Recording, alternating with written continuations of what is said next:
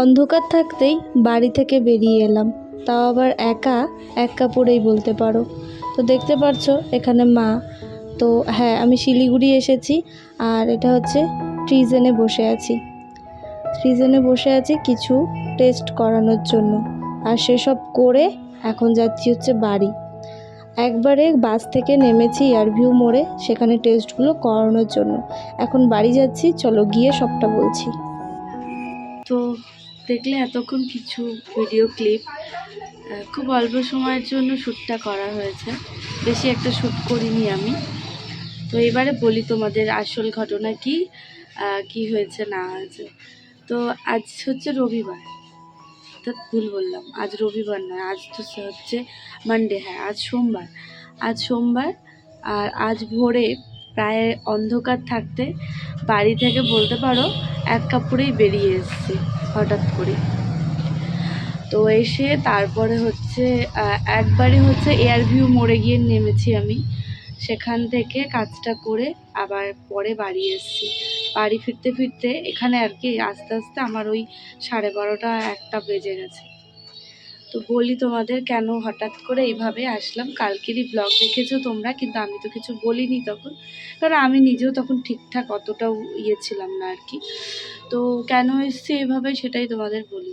তো অনেক দিন হলো, তাও হোলির সময়টা মায়ের খুব শরীরটা খারাপ ছিল, কারণ হোলির জন্য আমি আসতে পারিনি। আর হোলি শেষ হওয়ার পরে আসবো, তখন একটু বেটার ছিল। আর তারপরে আর কি ডক্টর ডেট দিয়েছিলেন যে 15 দিন পরে আর কি টেস্টগুলো করতে হবে। তো সেই জন্য আর কি আমি তখন আর না এসে এই যে এখন এলাম। আজ গতকালই 15 দিন হয়েছে, তা আজ টেস্টগুলো করাতে হতো। তো ওখান থেকে না শান্তি পেলাম না, শান্তি পাই না।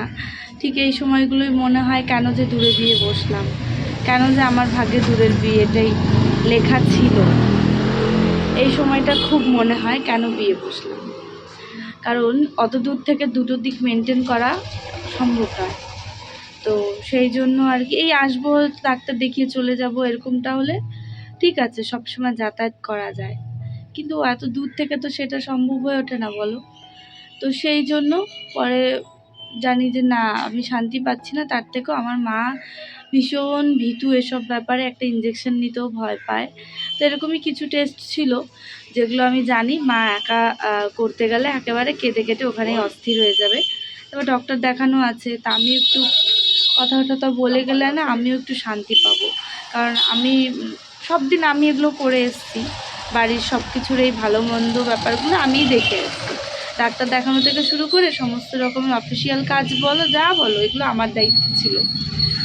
তা এখন তো আর এগুলো করতে পারি না সবটা, কিন্তু এই শরীর খারাপ বলে না, তখন আর মনে হয় ভালো লাগে না ওখানে ওভাবে তখন থাকতে, মানে শান্তিটা পাই না। যাই হোক, পরে রাতের বেলায় হচ্ছে ব্যাগ গুছানোর সেরকম কিছুই নাই, শুধু আমার সাইড ব্যাগটা ছিল, ব্যাস ওটা নিয়ে চলেছি আমি। আমার একটা কিচ্ছু জামা কাপড় আনিনি, ওভাবে চলে এসেছি।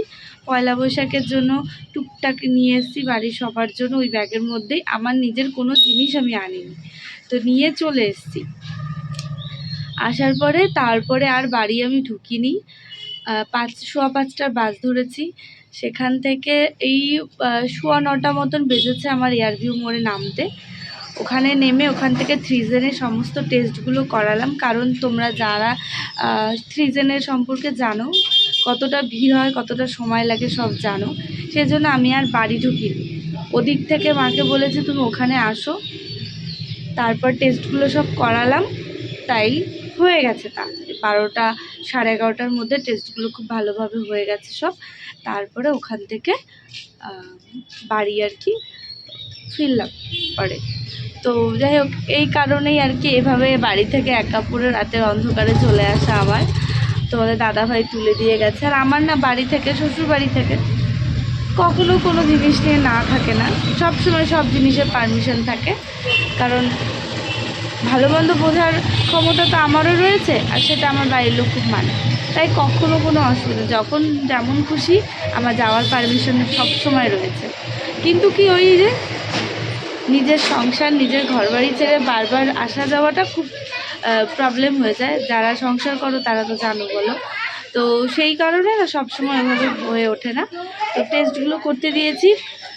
বাকি কটা 3টা 4টা 5টা টেস্ট দিয়েছে।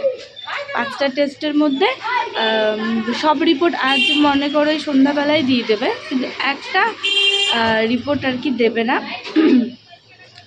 সেটা 3 দিন লাগবে আসতে। তো সেই রিপোর্টের জন্যই আর কি আরও অপেক্ষা। তো 3 দিন পরে রিপোর্টটা এলে আমি দেখিয়ে বাড়ি চলে যাব। কেন কি আবার সংক্রান্তি, পয়লা বৈশাখ রয়েছে, চৈত্র মাস যেখানে শুরু সেখানে কাটাতে হয়। তো ঠাকুর করে যাতে সব কিছু ঠিকঠাকভাবে যদি হয়ে যায়, আমি সংক্রান্তির আগেই ফিরে যাব। আমি এখনও মানি গো এগুলো, যতদিন পারবো আমি মেনে যাব, এগুলো আমি এখনও মানি। তো সেই জন্য এগুলো করে টোরে তারপরে যাব হচ্ছে বাড়ি।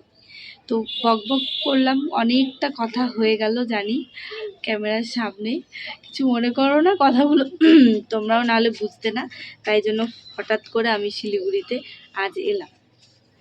এই আমার বারান্দা, আমার সেই ব্যালকনি যেখান থেকে লোক দেখতাম। এই যে দেখো নিম পাতার গাছ, যেটা দেখলে সবার রাগ হয়, যাবি তুই? যেটা দেখলে সবার রাগ হয় আর আমার লোভ হয়। আমার নিম পাতা ভাজা, নিম পাতার নিম বেগুন সব ভালো লাগে, নিম পাতা খেতে খুব ভালোবাসি। এখন ডিউটি গেল। চলো আজ তোমাদের আমাদের অ্যাকোরিয়ামের ফিশগুলো দেখাই, কোনোদিন দেখাইনি। এবারে এগুলোর বয়স অনেক, শার্ক রয়েছে 2টো, আর এখন কোনো মাছ নেই। আগে অনেক মাছ ছিল, এক এক করে মরে গেছে, বেশ বড় হয়েছে। এগুলো না ঠিক এই যে এরকম সাইজের ছিল, বেশি বড় ছিল না, কিন্তু একদম অনেক বছরের এগুলো, আজকের নয়, অনেক দিনের। অনেক বড় আমাদের এই অ্যাকোরিয়ামটা, অনেক মাছ ছিল, মরে যেতে যেতে এখন ওই 2টো রাখা হয়েছে। ভাইয়ের একসময় খুব নেশা ছিল অ্যাকোরিয়ামে মাছ মানে পুষবে আর কি। অনেক দামি দামি মাছ কিনেছে, প্রচুর দামি দামি মাছ, 2000 টাকার, 1800, 1000 এরকম অনেক। কিন্তু এদের জীবন কি আর আমাদের হাতে বলো? এরা তো যখন তখন মানে একটু এদিক ওদিক হলেই মরে যায়। তো সেরকমই আর কি টেকেনি, এরকম অনেক মাছ ছিল। তা এখন ওই নেশাটা ওর গেছে, সেই জন্য আমার এখন অ্যাকোরিয়াম ফাঁকা, সেরকম একটা মাছ নেই। বললো মোমো, ভাইদার মোমো এনজিবিতে, এটা খুব ভালো লাগে, আমার খুব প্রিয় এই মোমোটা। তো বাড়ি আসলে একটু বাইরের মোমোটা খাই, ভালো লাগে। আর শিলিগুড়ির মোমো তোমরা তো জানোই, আলাদা করে কি বলবো। তা পাপা ওই জন্য পাঠিয়ে দিল।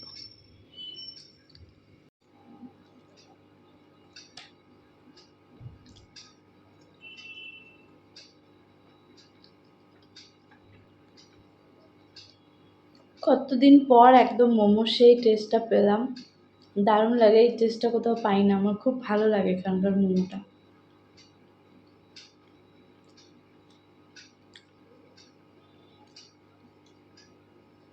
তা এখন বসলাম একটা, এই যে জামাটা হচ্ছে সেলাই করতে, এটা নিয়েছি। জামা বলতে টপস। তো বাড়িতে কেউ ছিল না এতক্ষণ, সবাই এখন এলো, এখন 10টার বেশি বাজে। মানে আজ হচ্ছে আমাবস্যা, তো মন্দিরে পুজো ছিল, তো মা ওখানে গিয়েছিলো, সব হলো টলো, তারপরে আসলো। এখন পাপাও আসলো।